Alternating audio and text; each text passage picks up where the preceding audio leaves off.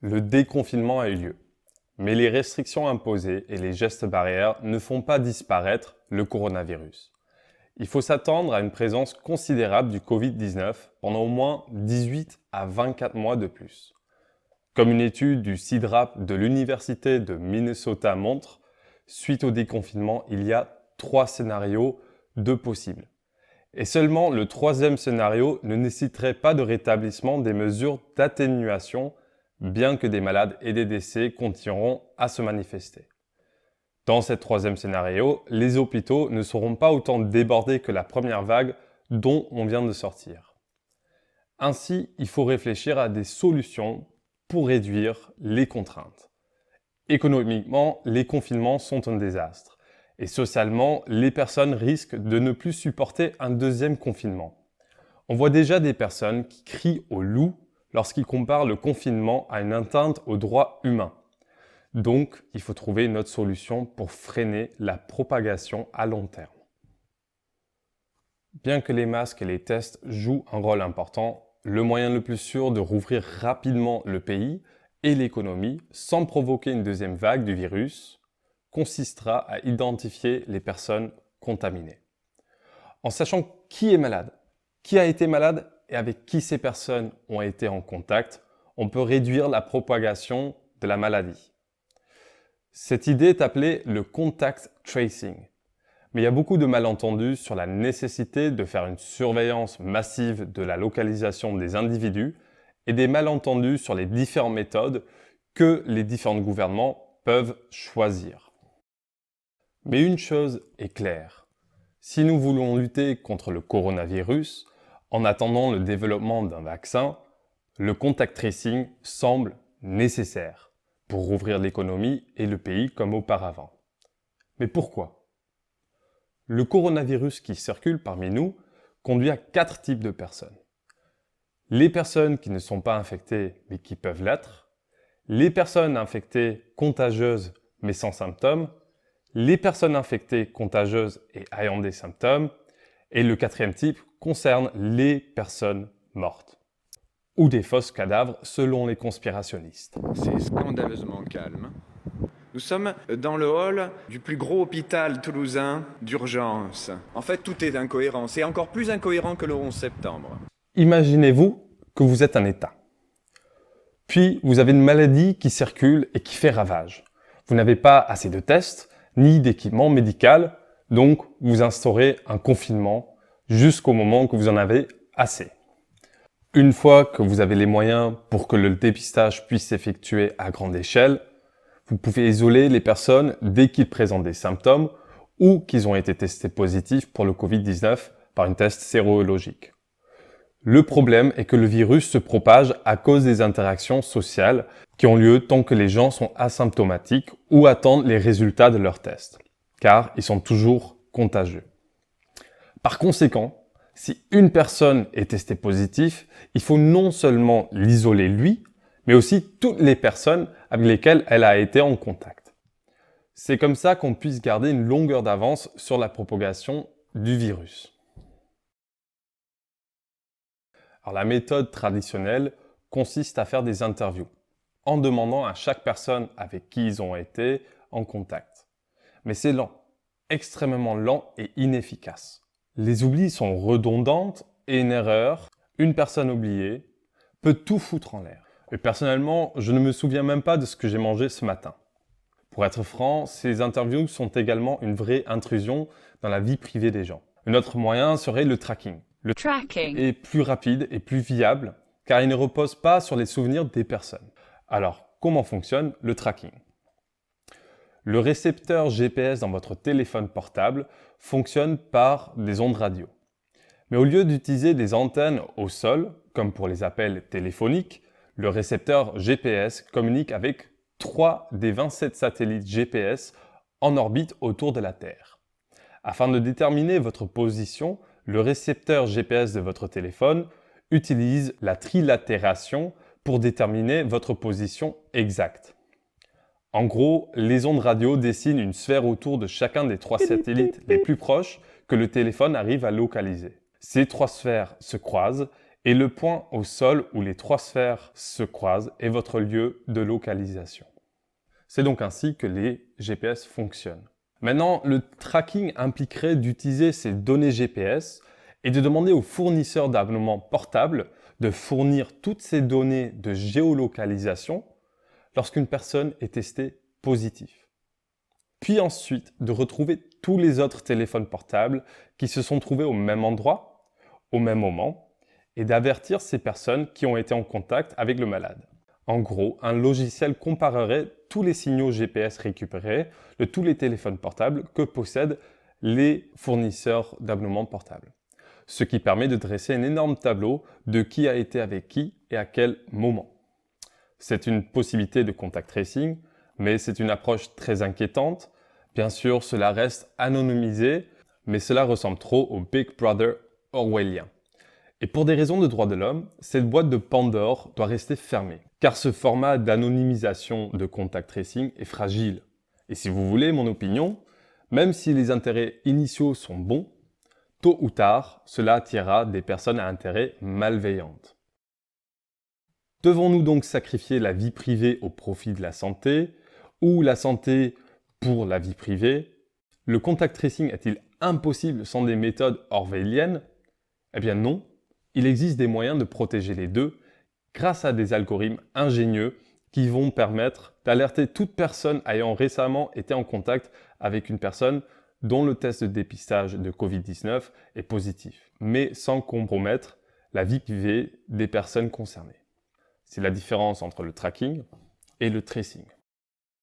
Une appli de tracing peut s'appuyer sur la cryptographie, ce qui permet concrètement de protéger la vie privée, comme le protocole DP3T qui a été développé par la coopération entre de multiples organisations. Alors comment fonctionne cette application cryptographique de tracing basée sur le protocole DP3T? Toutes les 5 minutes, ton téléphone envoie par Bluetooth un code unique et aléatoire à tous les portables à proximité. Ces messages sont quasi aléatoires, n'utilisent pas de données GPS et ne contiennent aucune information sur votre identité ni aucune information que vous avez stockée sur votre téléphone. C'est vraiment du charabia. Mais le point essentiel est que ce charabia est unique. De plus, tout en envoyant des messages, votre téléphone écoute attentivement s'il y a du charabia qui est envoyé par des téléphones à proximité. D'où le quasi-aléatoire, car l'aléatoire peut théoriquement faire que des portables envoient des codes déjà utilisés. Si quelqu'un d'autre passe avec cette appli de tracing et reste à proximité de vous pendant plus de 5 minutes, vos téléphones échangeront des codes uniques. Ces deux téléphones se souviennent de tous les codes uniques qu'ils ont envoyés et reçus au cours des 14 derniers jours. Puis, le lendemain, tu développes une toux sèche et de la fièvre. Tu te fais tester. Tu as le Covid-19. Donc, tu appuies sur un bouton de ton application pour le signaler. Et c'est là que ton appli va donc télécharger tous les messages aléatoires qu'elle a envoyés sur une base de données commune aux hôpitaux. Cette base de données stocke alors tous ces codes uniques. Et encore une fois, ces messages aléatoires ne donnent aucune information sur vous, où vous étiez, avec qui vous avez été, ou ce que vous faisiez. Cette application est uniquement autorisée à envoyer et à recevoir des codes aléatoires et uniques par Bluetooth. Donc tu tombes malade, tu l'indiques sur ton appli, tes codes uniques sont mis sur une liste accessible par les autres appareils. Mais le type à qui vous avez parlé une fois dans le magasin, pendant plus de 5 minutes, son téléphone vérifie régulièrement cette base de données des hôpitaux, de messages aléatoires provenant de cas de corona positifs. Si parmi cette liste, il y a un code qu'il a entendu et retenu de notre appareil, cette personne sera conseillée de se mettre en quarantaine. Et j'insiste, ces messages aléatoires ne contiennent aucune information. Notre téléphone contenant un de tes codes aléatoires et uniques ne permettra pas à cette personne de t'identifier. Votre vie privée est donc protégée. Ces codes de charabia sont donc dénués de sens. Mais ils ne sont pas insignifiants pour quiconque possédant l'un de vos codes uniques si vous êtes tombé malade. En gros, la base de données des hôpitaux dit à toutes les personnes et tous les téléphones « Hey, nous venons de recevoir ces nouveaux codes uniques. Si vous avez vu un de ces codes au cours des 14 derniers jours, cela signifie que vous pourrez avoir le corona. Et si votre téléphone reconnaît certains de ces codes uniques, vous saurez que vous devrez vous mettre en quarantaine. Ainsi, vous pourrez briser la chaîne de transmission et garder une longueur d'avance sur le virus. Contrairement au tracking, les applis de tracing peuvent donc empêcher la propagation de la Covid-19 tout en protégeant nos droits. Du moins, si ces applications utilisent ce protocole DP3T que je viens de vous expliquer. C'est un détail important sur lequel je vais revenir. Mais une chose importante à réaliser est que pas tout le monde a besoin d'utiliser ces applications. Selon des estimations, il suffirait qu'environ 60% de la population utilise le tracing pour efficacement déterminer la propagation et d'agir pour pouvoir réduire R0.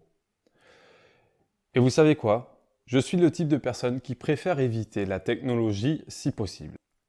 Néanmoins, je suis entièrement convaincu par l'utilité du protocole DP3T. Parce qu'il ne suit pas ta position et ne partage aucune information personnelle ou anonymisée, comme le fait le tracking.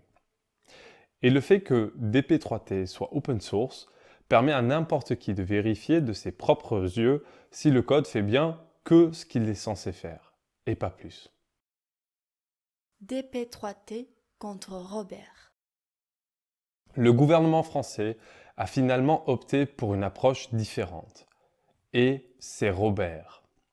Au lieu de stocker tous ces bouts de charabia sur votre téléphone et de ne que envoyer ces bouts à une unité centrale lorsque vous avez été testé positif, donc d'une manière décentralisée, le gouvernement français a décidé de centraliser toutes ces informations sur un seul serveur central.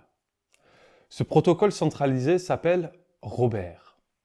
Et Robert représente un risque énorme pour l'anonymat, qui devient bien plus difficile à protéger. Et pas parce que Robert me fait penser à mon voisin qui m'espionne lorsque je me douche. Robert représente un risque pour l'anonymat, car votre portable doit quotidiennement mettre à jour l'information de son charabia envoyé et reçu, et ne fait pas plus que recevoir. Chaque connexion fragilise l'anonymat, et donc il devient plus facile de retracer d'où viennent quelles informations, de plus que toutes ces données sont stockées au même endroit. Ainsi, on peut potentiellement savoir qui est qui et qui a été en contact avec qui. C'est le problème de la centralisation des données. C'est vrai que Robert est mieux que le tracking, car il ne dévoile pas où tu as été et à quel moment. Mais il ne faut pas humaniser Robert. Robert reste une source d'information qui peut atteindre à la vie privée. Bien que les données sont anonymisées, l'ampleur de connexion et la centralisation de ces données risquent d'attirer des mauvaises intentions, comme avec le tracking. C'est une boîte de Pandore pour quelqu'un qui a les ressources pour l'ouvrir. C'est à cause de Robert que je ne crois pas que nous parviendrons à stop le Covid. Entre tracking et tracing, le tracing te garde anonyme et n'envahit pas ta vie privée. Mais quand les bouts de code de charabia sont centralisés, stockés tous au même endroit, il y a une vulnérabilité exploitable malgré l'anonymisation. Que ce soit un État devenu malveillant ou un hacker qui voit une mine d'or pour faire du chantage. Avec un peu d'effort, il pourrait savoir qui vous êtes, avec qui vous avez été et pendant combien de temps. Imagine tout ce qu'on peut savoir sur toi dès le moment qu'on a ces données, plus toutes les traces que tu laisses sur les réseaux sociaux ou que tes amis laissent sur Internet. Garder toutes ces données au même endroit, c'est une invitation à la malveillance. Et c'est un gros problème. Pour que ces applications de contact tracing soient efficaces, il faut que 60% de la population les utilise. Or en France, seuls 75% de la population possède un smartphone. Donc seulement eux peuvent installer l'application. Cela signifie qu'au moins 80% des utilisateurs de smartphones doivent utiliser cette application de manière proactive. Or même dans le pays technophile qu'est la Corée du Sud, leurs applis de contact tracing est extrêmement loin d'atteindre cet objectif de 60%. Et pour que cette application puisse être utilisée contre la propagation du coronavirus, une vaste campagne de communication est nécessaire.